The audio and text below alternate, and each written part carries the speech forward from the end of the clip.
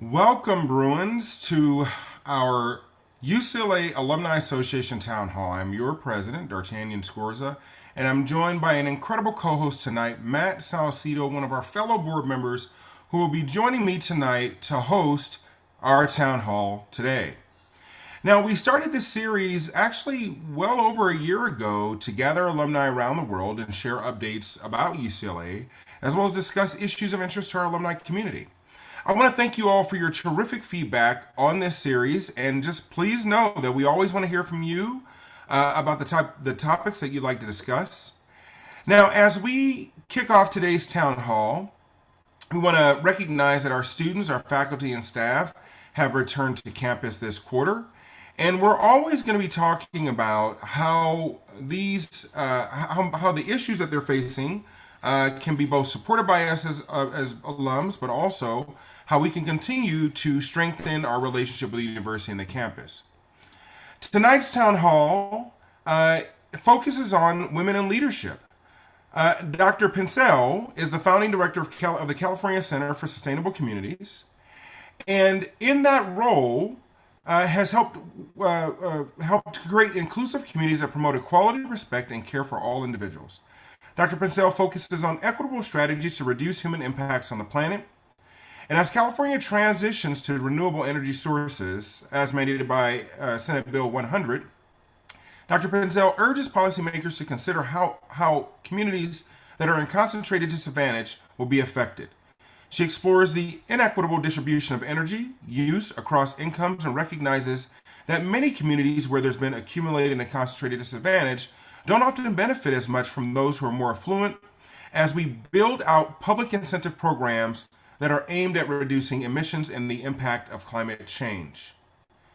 So I want to thank you so much, Dr. Pincetl, for joining us. At this time, I'll go ahead and turn it over to Matt Saucedo, who will be taking it today and talking to you about the role that climate change plays in our lives. Matt?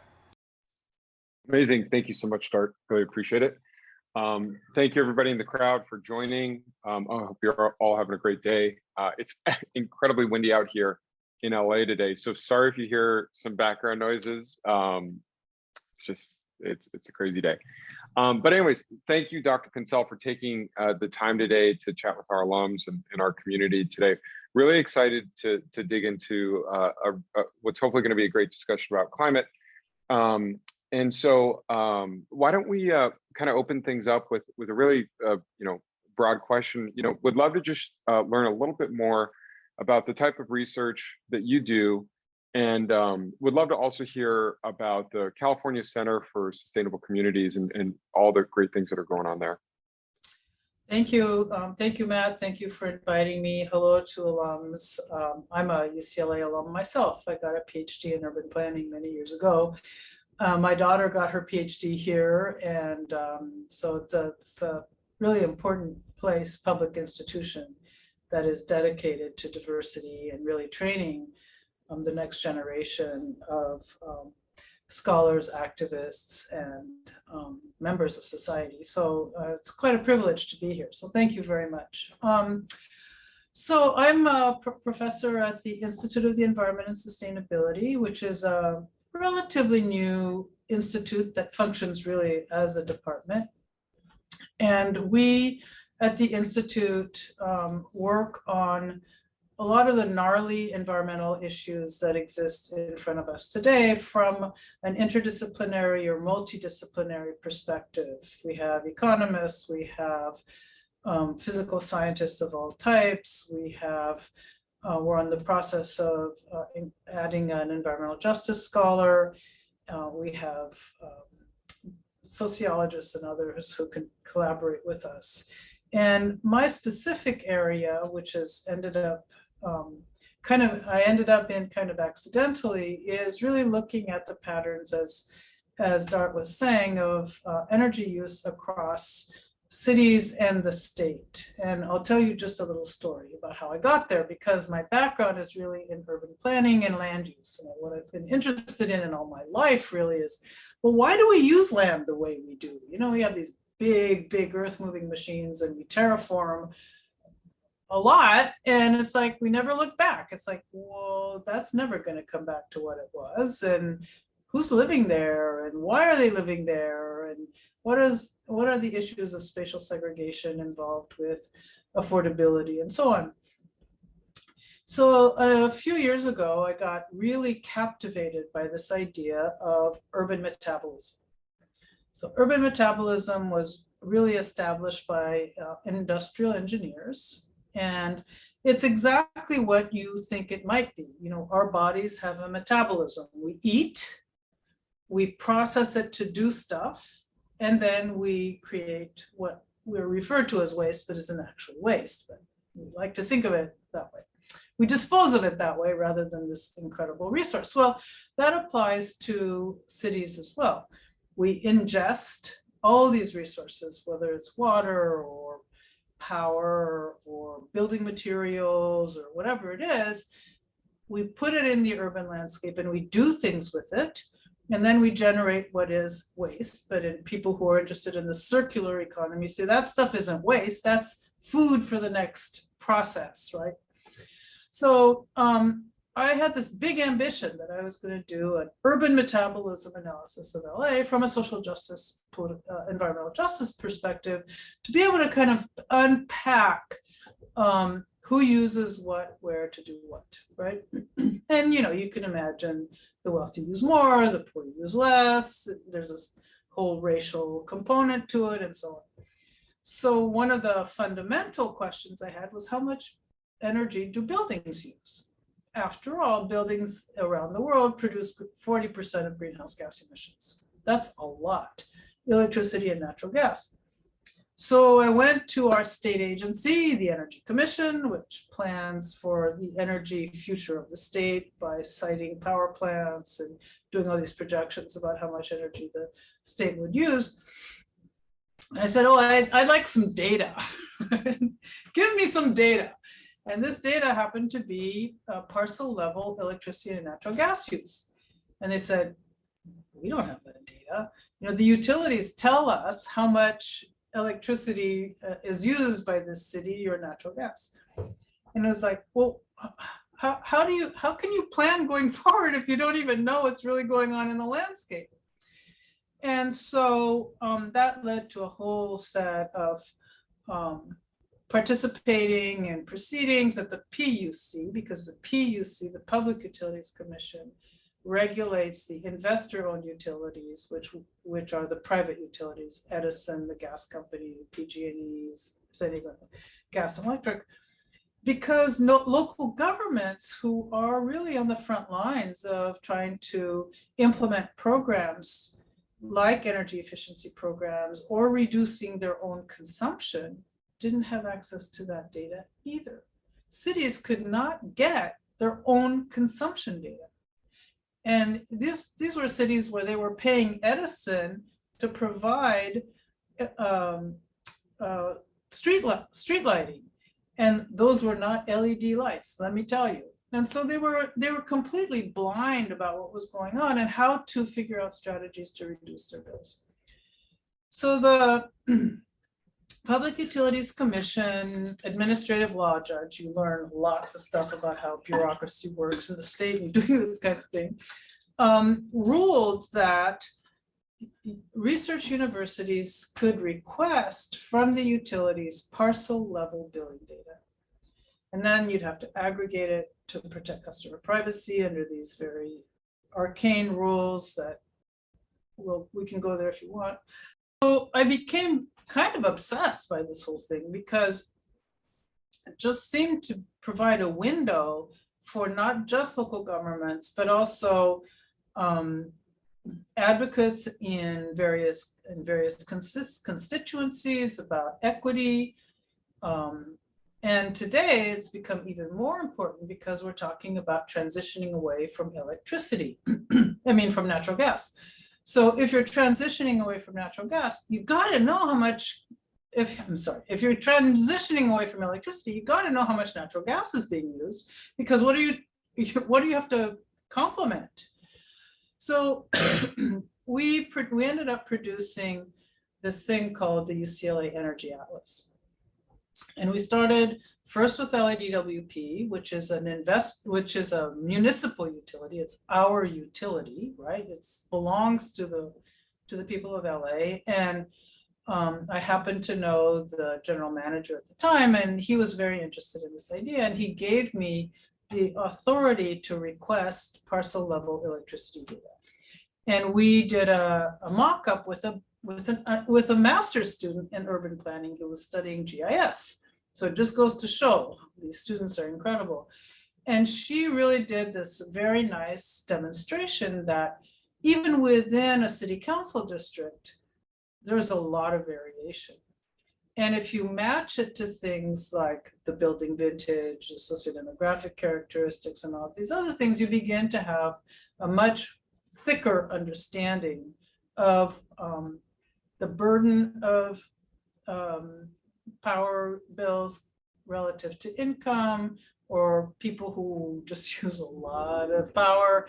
And it has lots of policy implications. So that's our main big project, but we've been using it to look at some fairly significant questions about what's a just energy transition, what's the role of peak power, should you do distributed energy generation or centralized energy generation, what are the pros and cons and the business utility model with each. So it really leads to a whole area of study that I had no idea that I was going to end up working on. So you mentioned a couple interesting concepts there, right? Peak hour management, different things like that. Now, as somebody who is, I have a limited understanding of a lot of these types of things, but I find them very interesting. Are there any interesting concepts or frameworks that have come about recently in the space that you really find, you think have some potential to really change the kind of energy consumption landscape? That's a very hard question, because I think that it depends on what level you're talking about. So I think that some of the newer ideas about creating community solar in disadvantaged communities where there are lots of renters and they can't put solar on their buildings because they're renters, or you can't afford to have your roof redone and you can't really afford the solar yourself. Community solar offers a way for communities to choose to have distributed energy resources in their neighborhoods serving their needs, and you do virtual net metering from that. And the agreement is that the power will be less expensive.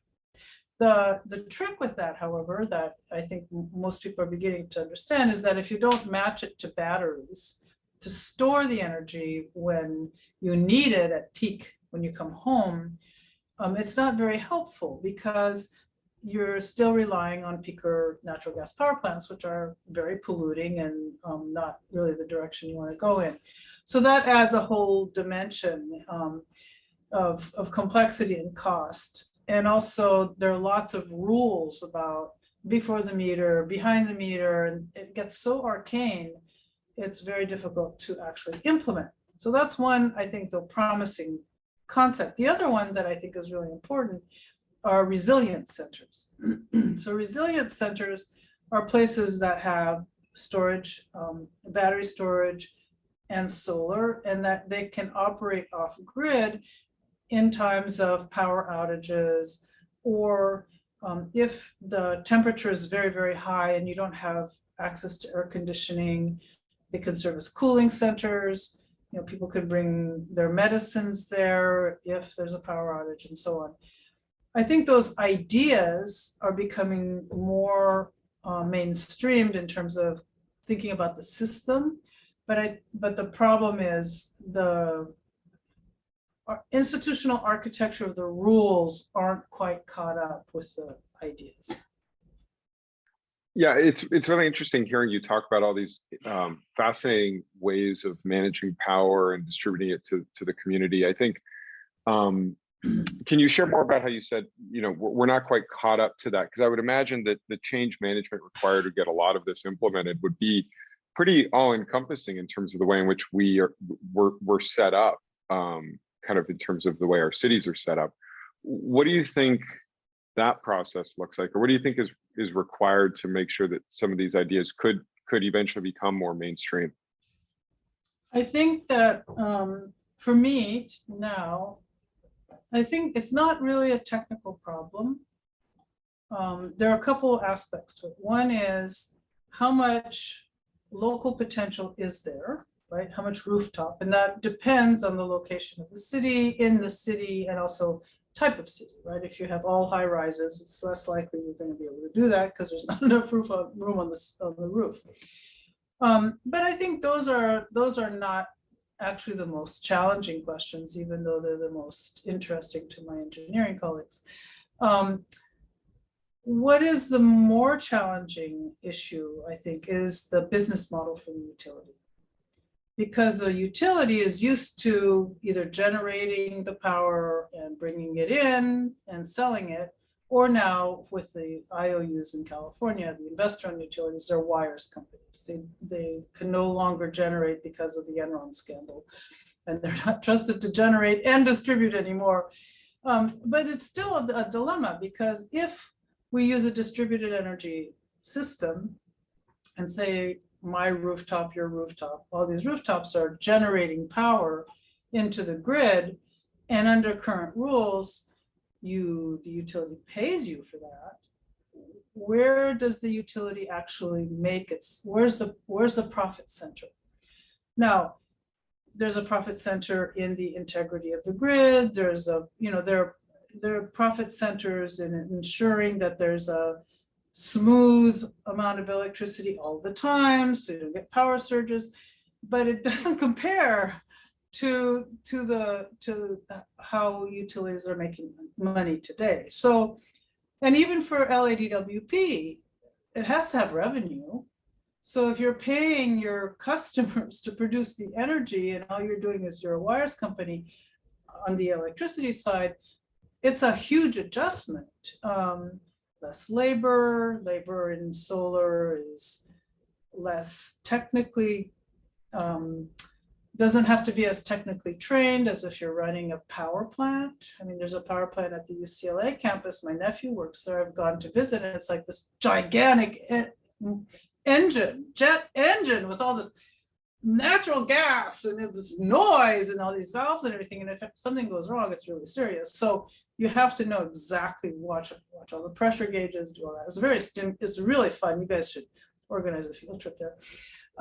It's like awesome. But be that as it may, I think that Edison Electric, I don't know, 10 years ago, called electricity the disruptive technology, solar the disruptive technology, and it genuinely is. So all of these things are subject to study. I think UCLA academics in the law school and my partners in doing work for LADWP are really pondering this question, because it's a huge dilemma. Definitely, I could see that. This is really fascinating. I'm curious, going back to something you said towards the beginning around, one of your interests is really looking at energy use across cities and states. Are there any cities in particular that you've seen are really doing well with energy use? And if so, what is it that's helping them? This is probably not an answer you're going to like very much, but European cities use a lot less energy per capita. And why is that? Because they live in denser, the cities are denser, the spaces are smaller. There's a lot of evidence that shows that common wall buildings are much more energy efficient. You need less heating and cooling. Really interesting finding is that courtyard buildings are probably the most efficient way to build, not high density, like 3 stories, courtyard buildings are very energy efficient. And they also provide airflow because you have a open area in the center, daylight, and so on. So a lot of the older European cities are courtyard cities. If you go to Paris and you get behind that big wall, what do you find? You find a courtyard. If you go, I even went to Moscow a number of years ago before any of this happened, but courtyard buildings were there too. You go to many older cities have established this building. In China, courtyard cities used to exist as well. Even in North Africa, they were made out of mud, but it's a form that works extremely well for pretty dense housing, keeping the energy use low, and it has all kinds of other benefits, really. And what is it about the courtyard again that keeps the energy usage low? Well, common wall has much greater insulative properties than like single family. And then if in this configuration, you get the kind of common wall all the way around, if you will, right? And so that's a lay person, non-technical person's understanding of how that works. Got it. That's really interesting. I'll keep that in mind. Kind of next time I see a courtyard, I'll be able to comment that it's much more energy efficient. Next time you're developing a new development, you'll do a courtyard. Yes, exactly. You mentioned another term early on, spatial segregation. Could you share a little bit more about what that means in this context?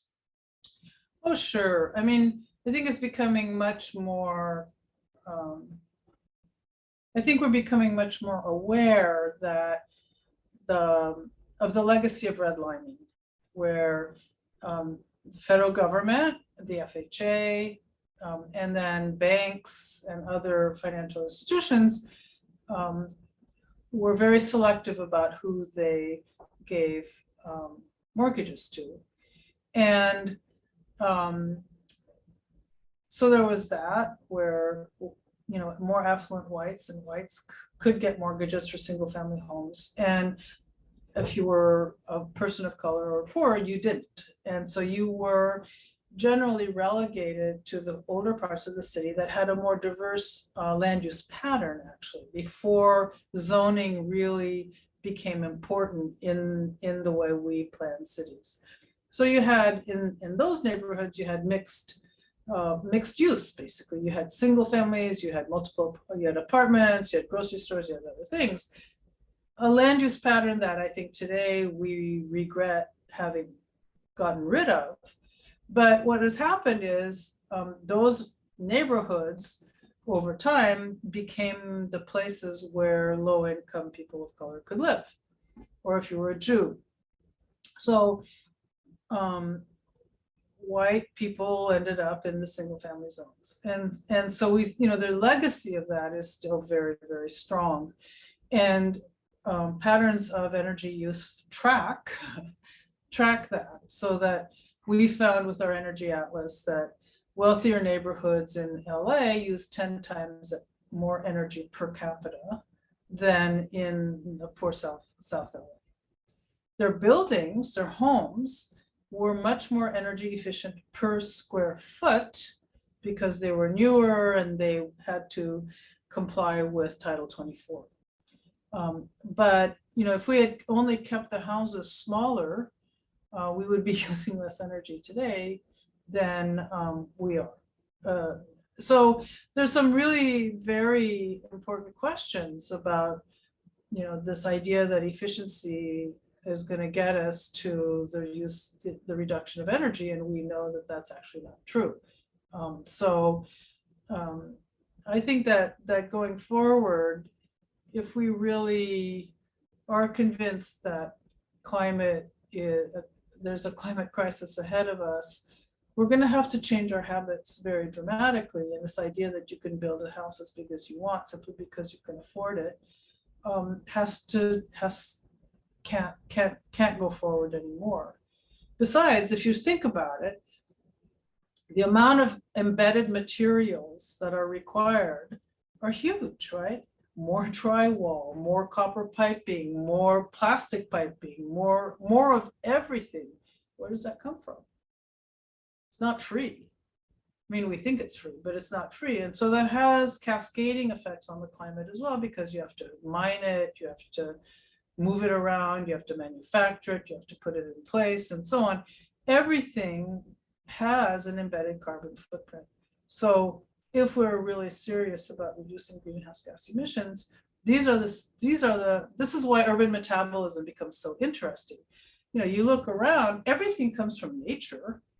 And we're not just, it's not, we don't live in a bubble, we live on the planet, and everything comes from the planet. So beginning to understand that and quantifying it, and then looking at the greenhouse gas emissions associated with that, looking at who ends up doing the mining, what the effect on the communities are. It's a holistic problem. And so I've just taken this little slice, but there are many, many slices to be taken. Definitely. Yeah, that's a really fascinating way to put it, right? Always kind of remembering that there's a carbon footprint to every single piece of a house or any sort of building. So we have our first question from the audience here. You mentioned a city has a metabolism. How would you describe the metabolism of LA? Well, that's what I wanted to find out. And I wanted to do it through data, right? And understanding exactly how much electricity, how much water, water we have done a lot of work on. Electricity and natural gas as well. But, things like how many thousands of miles of pavement, right? That's part of the city's metabolism, because not only has it been laid down, but it is the conduit for all of the transactions that take place. So a city's metabolism consists of not only the built environment itself and all of the materials that are involved in making it, but then all of the transactions that come through it and how they're distributed across the landscape is what I think is interesting, right? How much water gets used here, how much of it goes into the storm drain, how much of it gets recycled. All of that is part of the metabolism of the city, if I'm understanding the question correctly. Food imports. Yeah, I think that's also fascinating. As a native Angelino, growing up and hearing about the California aqueduct and how, LA is not designed to be, or wasn't naturally, it's difficult to have this many people in a place that's this dry. I think you answered exactly, I think, what the essence of that question was. So thank you. Could you share a little bit about the Sustainable LA Grand Challenge? Oh, I'd be happy to. I just got off a steering committee call with SLAGC. Great. So SLAGC was initiated by former IOES, Institute of the Environment Sustainability Director, Mark Gold, who had this, was inspired by the idea of grand challenges that have been very popular across the country. And for him, his idea was UCLA researchers could begin to answer the question of whether LA could become 100% energy renewable, 100% renewable energy, 100% water self-reliant, and a set of questions nested into that. And he was able to get some funding to establish what is now SLAGC, the Sustainable LA Grand Challenge. Right now, SLAGC has a very, and I'm part of this, I'm very happy to say, a big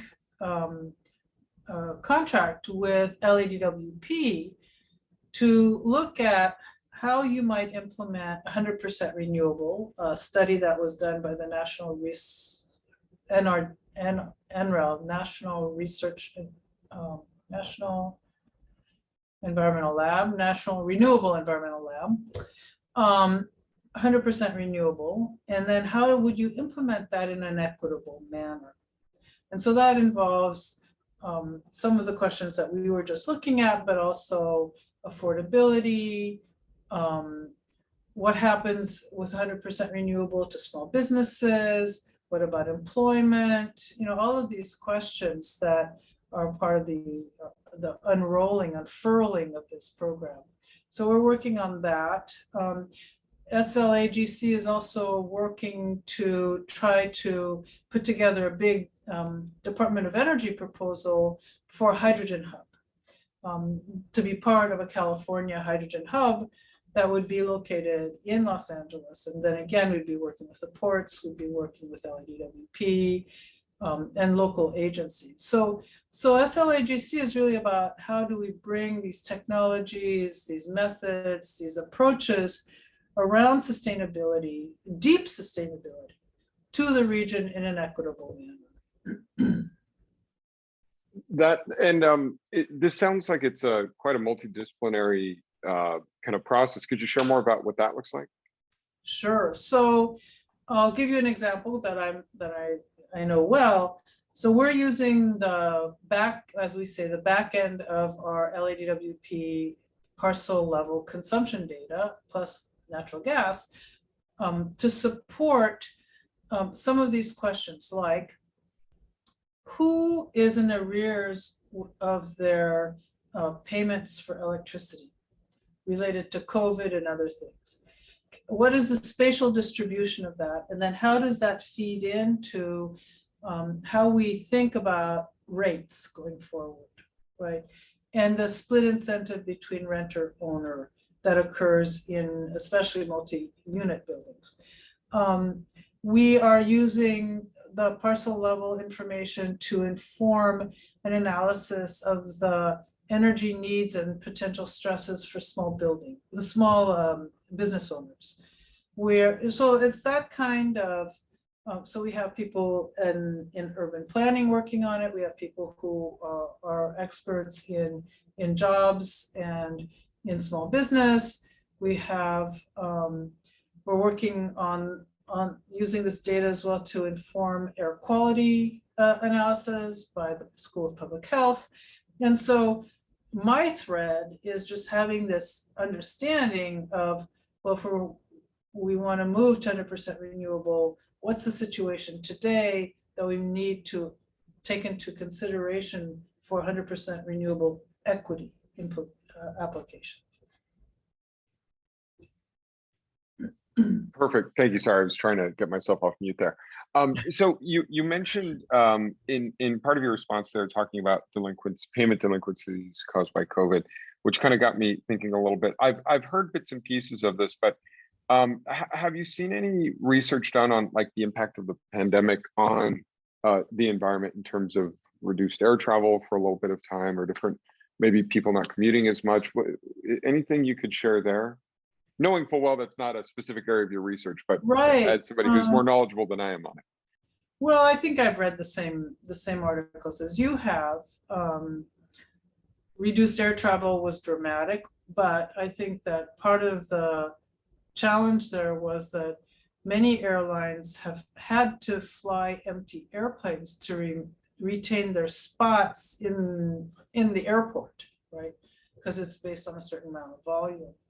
So that the conclusion about that impact was kind of not so clear. Air pollution in many cities did decline dramatically. I mean, I remember these photographs of the Taj Mahal, for example, that were like, boom, it's right there. Wow, how magnificent is that? And in Beijing, clean air and so on. So I think that there was that momentary dip. I think what's really interesting is also the realization of the impacts of freight and freight travel on air pollution as well, because freight travel, particularly in boats, went down as well.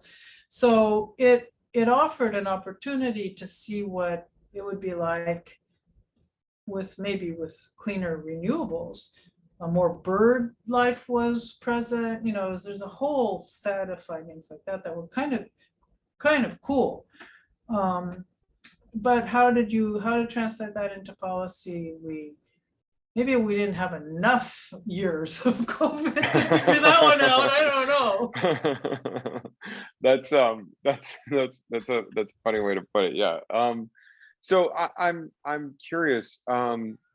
what advice would you give to a student who's looking into the type of work that you do and is passionate about it and would potentially want to pursue, you know, the same career that you've gone down, and the type of research that you do?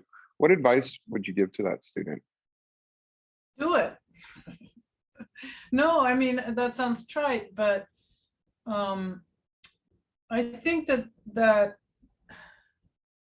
there is no time to waste in confronting these really difficult problems.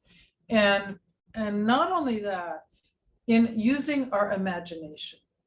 Because if you look over time, the one real truth is nothing stays the same, right?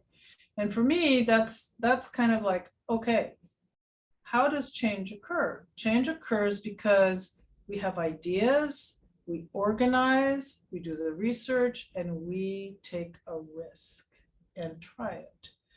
And so, because there's really nothing to lose in the face of a lot of the problems that we have today, we just have to embrace the moment and put it out there. Ask the hard questions. Is there another business utility model? How does it look? Well, it won't look the same. So, and bear with me for a second.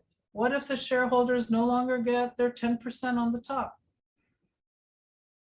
Is that the end of the world? I mean, you know, and what is the trade-off between having more distributed energy generation versus covering God knows how many hundred square miles, thousands of square miles with solar, versus a shareholder not getting their revenue? You know, and those are really, really hard questions. There's so much accumulated habit and accumulated rules and regulations and expectations that it's really tough. But unless you begin to ask the question and you explore how the alternative might be, we won't change, right? And similarly with you know, the adoption of electric vehicles. LA is a lot of LA is very flat. So why don't we have these, you know, boulevards for electric bicycles? I mean, honestly, right now I have an electric bike. I don't even live that far. I take the bus because, you know what? I don't want to be hit by a car, but it would be doable if it were safe.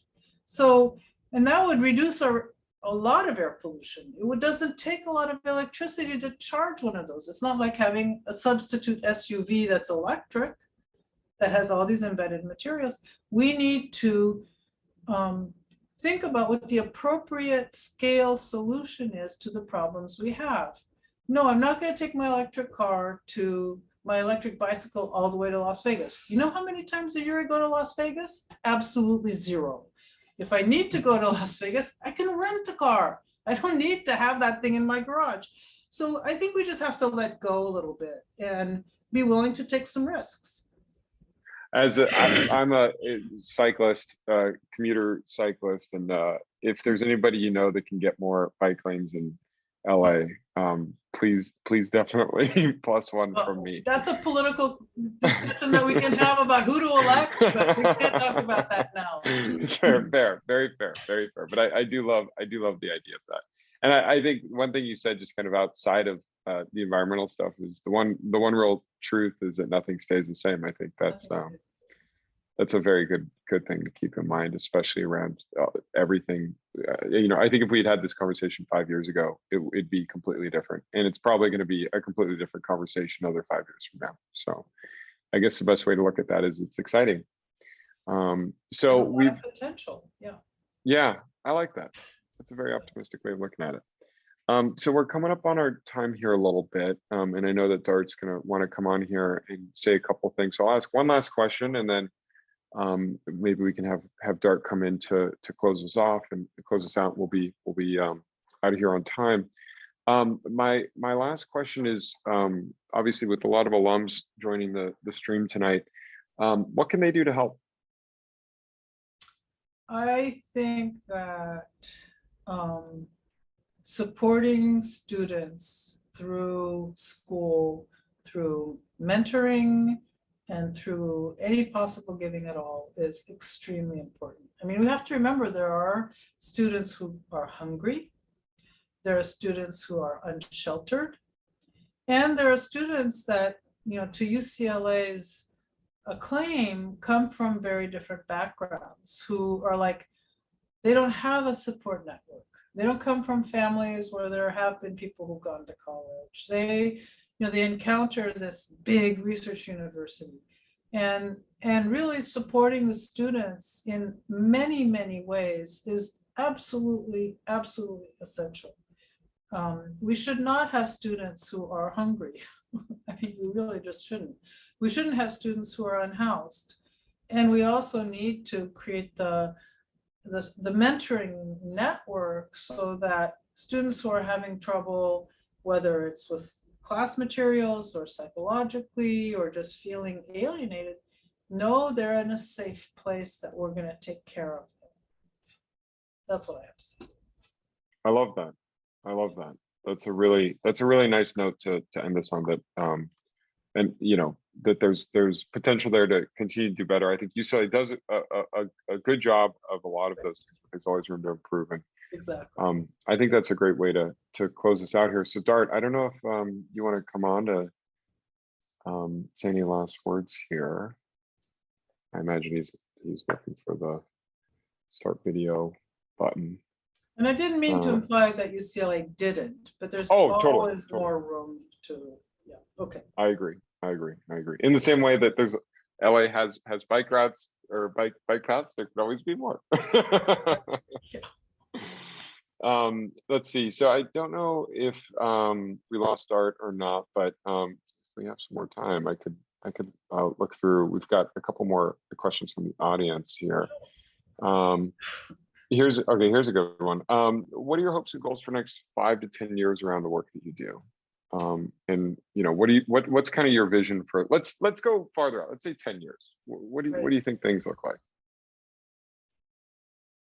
I would like this, I'd like this work to inform a just energy transition, where it means that everyone has enough energy, and that means that some people need to consume more, and that we understand that some people really consume too much because it has negative effects on others, and that we understand that that it's a public good. It's not a private thing that you can choose. It's like water is similar, you know, the water that someone uses on their lawn is the water that I'm not going to drink because it's going to go down the drain. And we have to start to really transform our thinking about living here as a collective of people who wish to live well. And so if my work can help inform that in any way at all, I will be very, very happy. And transforming the way we think about these things in terms of the greater good will make everybody within that greater good safer, happier, and be less alienated, in a sense that we're part of living here together. So those are the kinds of things that I want my work to try to help move the needle towards. I love that. There's an inherent optimism in there that I really appreciate. You can always hope, right? Yeah, you have to hope. I love that. Well, Dr. Pincetl, thank you so much for taking the time today. I'm actually going to throw it to Julie, who is the head of our Alumni Association, to close us out here. So take it away, Julie. All right. Thank you. Thank you so much, Dr. Pincetl, because particularly in listening to your closing, what you're talking about is so very much the work of our Alumni Association. It's really about lifting community. So let's be hopeful that that's something that we can continue to do together, and also engage our alumni in supporting the work that you're leading. So thank you for your leadership. And Matt, thank you for facilitating another really exceptional conversation in our Alumni Town Hall series. As D'Artagnan said in the beginning, we launched these, I think, about 1.5 years ago. And it's something that we plan to continue because it's one of the many ways that we can gather our alumni, our 500,000 Bruins strong, wherever you are, whatever time zone you're in. So we plan to continue. So with that, please send us any topics that you might want us to explore, faculty like Dr. Pincetl that you'd like to meet with to explore the work that they're doing. I would very much appreciate your feedback and also your continued support of your UCLA Alumni Association. So with that, we'll close out and go Bruins.